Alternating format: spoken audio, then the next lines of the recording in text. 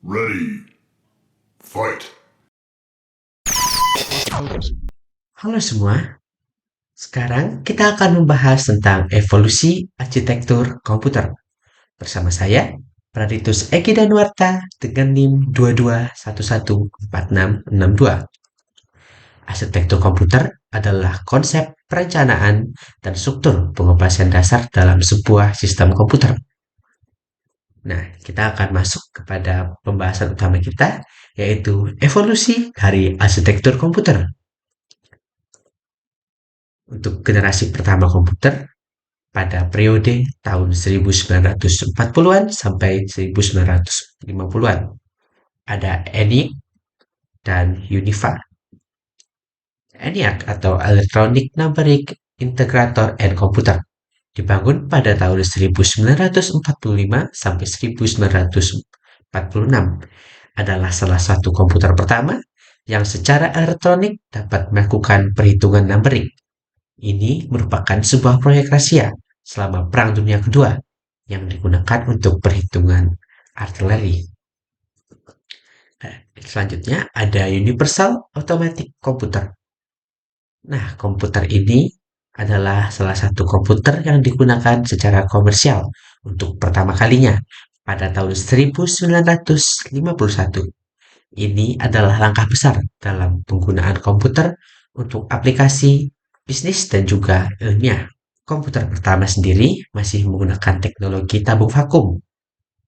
Cara kerjanya yaitu dengan apabila elektron bergerak dari katoda menuju anoda melalui ruang hampa akan menciptakan arus elektron. Kelebihan dan kekurangan dari teknologi vakum. Untuk kelebihannya, seperti kecepatan pemrosesan yang relatif lebih tinggi pada masanya dan kemampuan untuk mengatasi tegangan tinggi. Namun, teknologi ini juga memiliki keterbatasan, termasuk ukuran fisiknya yang tergolong besar, konsumsi daya yang lebih tinggi, serta lebih cepat panas dan rentan terdapat kegagalan. Pada era kedua, yaitu ada era transistor, yang dimulai pada tahun 1950-an sampai 1960-an. Transistor adalah perangkat semikonduktor yang menggantikan tabung vakum dalam komputer. Transistor sendiri diciptakan pada tahun 1947.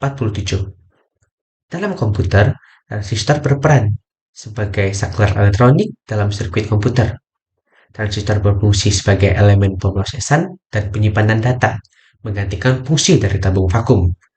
Penggunaan transistor dalam komputer memungkinkan pembuatan komputer yang lebih kecil, lebih cepat, serta lebih efisien serta dapat diandalkan.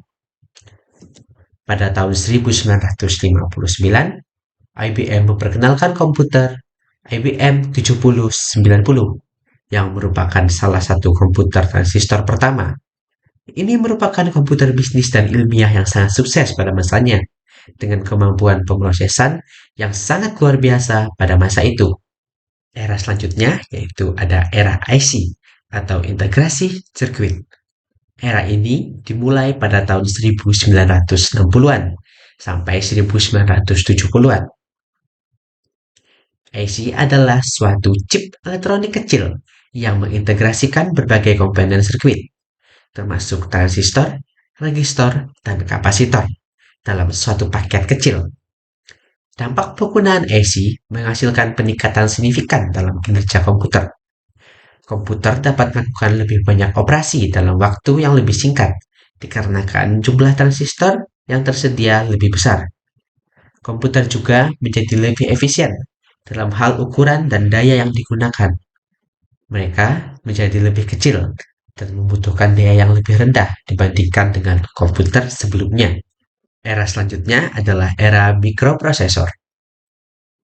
Mikroprosesor adalah chip kecil yang berisi unit pemrosesan pusat atau CPU yang lebih lengkap. Intel 4004 yang diperkenalkan pada tahun 1971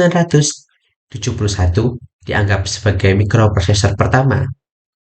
Itu adalah langkah revolusioner dalam pengembangan komputer karena akan memungkinkan pembuatan komputer yang lebih kecil dan lebih efisien.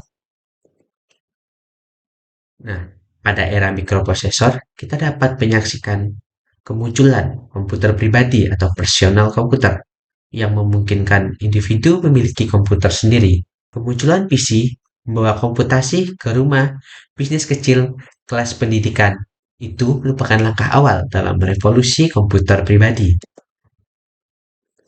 Kita sekarang memasuki era mobile dan cloud computing.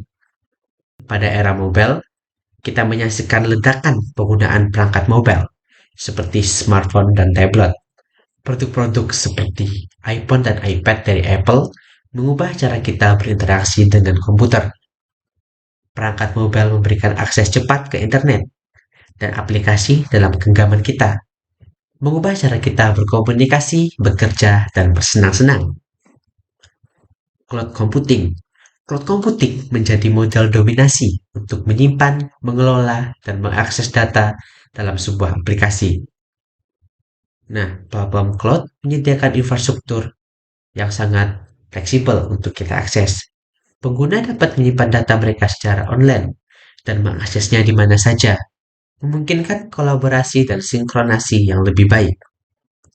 Tantangan dan perkembangan pada masa depan.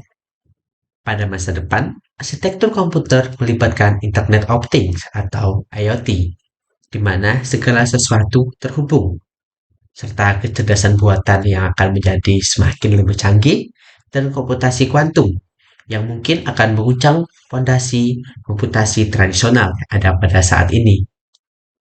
Terima kasih atas partisipasinya pada pembahasan kali ini. Sampai jumpa di lain waktu.